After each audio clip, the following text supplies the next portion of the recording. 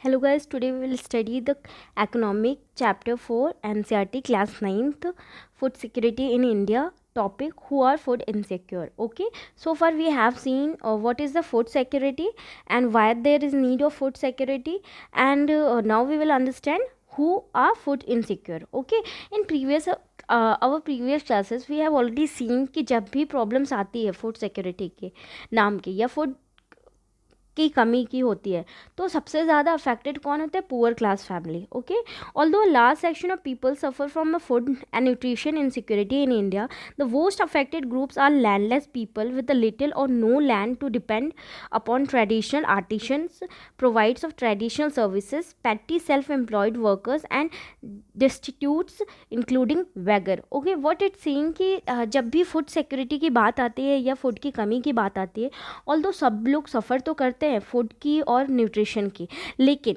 जो सबसे ज़्यादा अफेक्ट होते हैं वो क्लास होते हैं. सपोज जैसे कि हमने जब पोवर्टी के बारे में भी स्टडी की थी तो बेसिकली हमने पोवर्टी को देखा, ओरिजिन देखा था कि पोवर्टी की ओरिजिन कहाँ से हुई, सबसे ज़्यादा पुअर क्लास के लोग कहाँ आते. तो हमने फाइंड किया था कि सबसे ज़्यादा पुअर क्लास के लोग जो होते हैं वो रूरल एरिया से आते हैं, जिनके पास लैंड नहीं होता या बहुत कम लैंड होता है, वो दूसरे की मजदूरी करते हैं. तो सेम यहाँ पे होता है कि जब फूड सिक्योरिटी की बात आती है तो सबसे ज़्यादा प्रॉब्लम उनको होती है जिनके पास ज़मीन नहीं है. क्यों? रीज़न, अगर पर्सन राम है उसके पास एक छोटी सी ज़मीन थी, ठीक है, अगर उसकी ज़मीन किसी रीज़न से चली जाती है और वो अपना पूरा ऑक्यूपेशन किस पे डिपेंड था? फार्मिंग पे, लेकिन वो अपनी फार्मिंग अब नहीं कर सकता क्योंकि उसका लैंड जो था वो चला गया है. तो अगर इन केस वो नॉर्मल क्या बोलते हैं लेबर वर्क करके तो थोड़ी बहुत अर्निंग कर लेता है, लेकिन इन सपोज़ कुछ प्रॉब्लम्स आती है, इकोनॉमिक क्राइसिस आते हैं या फूड की क्रॉप प्रोडक्शन कम होता है तो उसको वो वर्क भी नहीं मिलता है और वो जो ख़रीद सकता था अपने लिए 2 टाइम का खाना वो भी परचेस नहीं कर सकता है. तो इस केस में ये होता है कि ये लोग सबसे ज़्यादा अफेक्टेड होते हैं, ठीक है. और वो वर्कर्स होते हैं जो छोटे छोटे जगह काम करते रहते हैं, ये सारे लोग सबसे ज़्यादा अफेक्टेड होते हैं. In urban areas, the food insecure families are those who working members are generally employed in ill-paid occupation and casual labour market. ठीक है, अभी हमने रूरल एरिया का केस देखा, अब हम अर्बन एरिया का केस देखते हैं. ठीक है, अर्बन एरिया में तो चलो ठीक है, जिसके पास लैंड नहीं है वो भी सर्वाइव कर लेता है, लेकिन सपोज़ अगर नॉर्मल सा हम बात करते हैं कि जो पीपल अर्बन एरिया में रहते हैं लाइक स्लम एरिया में, तो बेसिकली होता क्या है कि उनके पास सर्वाइवल का ऑप्शन क्या होता है, उनकी ऑक्यूपेशन क्या होती है? They are the rickshaw puller, auto driver, ठीक है, या फिर किसी के यहाँ मेड का वर्क करते हैं. तो अगर कई बार क्या होता है कि उनको भी इन सब चीज़ों से बहुत ज़्यादा फ़र्क पड़ता है अगर फूड सिक्योरिटी की प्रॉब्लम आती है तो. This workers are largely, just a minute, engaged in the seasonal activities and are paid very low wages that just ensure bare survival. Okay, जो अर्बन एरियाज़ में वर्कर्स होते हैं वो क्या होते हैं, कई बार सीजनल एम्प्लॉयमेंट में भी एंगेज रहते हैं, लेकिन अगर सीज़न उस तरह से नहीं होता, जैसे सिंपल से एग्जांपल ले ले कि जैसे सपोज़ अगर कोई ठेले वाला है, वो कोई फ्रूट्स बेच रहा है, ठीक है, तो जो फ्रूट्स भी होते हैं वो सीजनल होते हैं, लेकिन अगर सपोज़ वो सीज़न में प्रॉपरली फूड की प्रोडक्शन नहीं हो रही है, देन व्हाट हैपन, उसका ऑक्यूपेशन तो रुक गया. ठीक है, तो उसको यहाँ पे सबसे ज़्यादा इफेक्ट होगा. Okay, now here we will study the one story, that is a story of Ramu. Ramu works as a casual labour in agriculture in Raipur village. Okay, Ramu जो है वो रायपुर विलेज में एक नॉर्मल सा लेबर का वर्क करता है.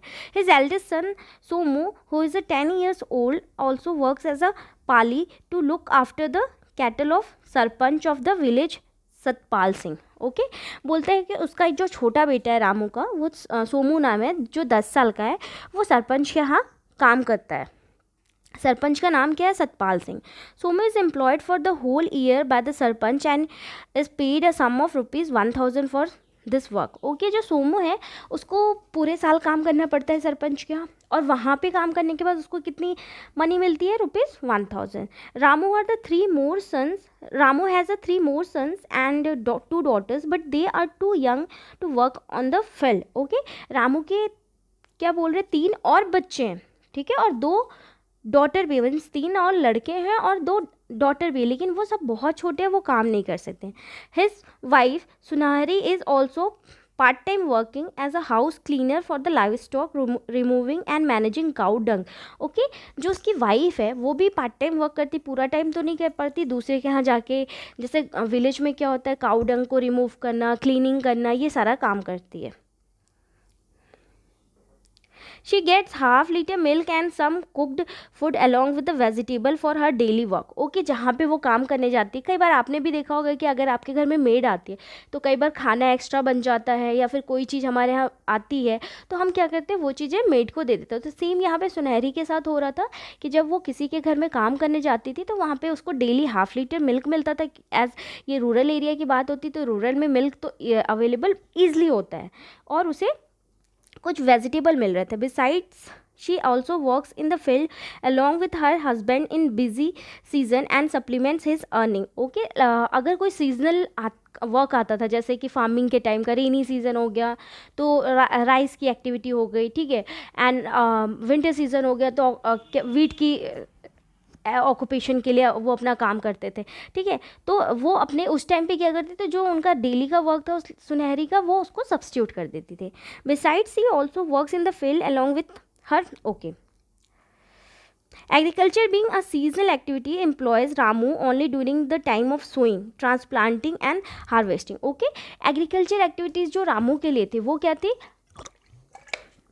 सीजनल एक्टिविटी थी। मतलब वो सिर्फ जैसे कि जब फसल बोई जाती है तब वो काम करता था, उसे काटी जाती है तब काम करता था, और ट्रांसप्लांटिंग की जाती थी तब।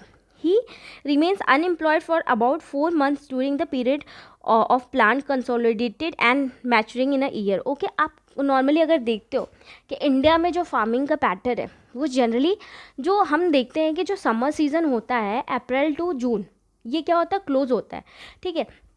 और अगर हम वैसे देखें तो मार्च में ही ख़त्म हो जाता। तो बेसिकली सामू जो था वो 4 महीने के लिए अनएम्प्लॉयड रहता था। He looks for work in other activities, वो उस टाइम में दूसरे काम की तलाश में रहता था। Sometimes he gets employment in a brick line or in a construction activities in a village. Okay, sometime उसे कैसा काम मिलता था कि कहीं पे ब्रिक की फॉर्मेशन बन रही है, ठीक है, ब्रिक बनाया जा रहा है या फिर कहीं पे कंस्ट्रक्शन वर्क चल रहा है, घर बनाया जा रहा है, तो वो वहाँ पे काम करता था। By all his efforts Ramu is able to earn enough either in a cash or kind for him to buy essential for 2 square meals for his family. What his saying कि यहाँ पे क्या है कि इतना सब कुछ करने के बाद हमने देखा सुनहरी भी काम करती है, रामू भी काम करता है, ऑल्दो वो 4 महीने फार्मिंग नहीं कर पाता पर 4 महीने कुछ और काम करता है, उसका बेटा सोमू भी काम करता है। ये सब के बाद रामू सिर्फ 2 वक्त का खाना ही अफोर्ड कर पाता है। Milk and vegetable are not regular part of the meals in family. Okay, what saying कि ऑल्दो उसकी वाइफ को मिल्क मिलता था, वेजिटेबल मिलता था, पर कई बार उसे नहीं मिलता था और वो उनके खाने का हिस्सा डेली नहीं रह पाता था। Ramu is a food insecure during 4 months when he remains unemployed because of seasonal nature of agriculture work. What it saying कि रामू को बहुत चिंता रहती थी जब वो 4 महीने के लिए अनएम्प्लॉयड मिल गया। कभी काम मिल गया तो बेटर है, पर नहीं मिल पाता था, उस टाइम पे वो बहुत ज़्यादा चिंतित रहता। तो ये पीपल जो हैं, जैसे कि हमने देखा रूरल क्लास में, अर्बन क्लास में, ये they are the most vulnerable categories of people और इन्हें सबसे ज़्यादा इफेक्ट पड़ता है एनी चेंजेस में। ठीक है, so far we have completed this topic who are food insecure. In next class we will C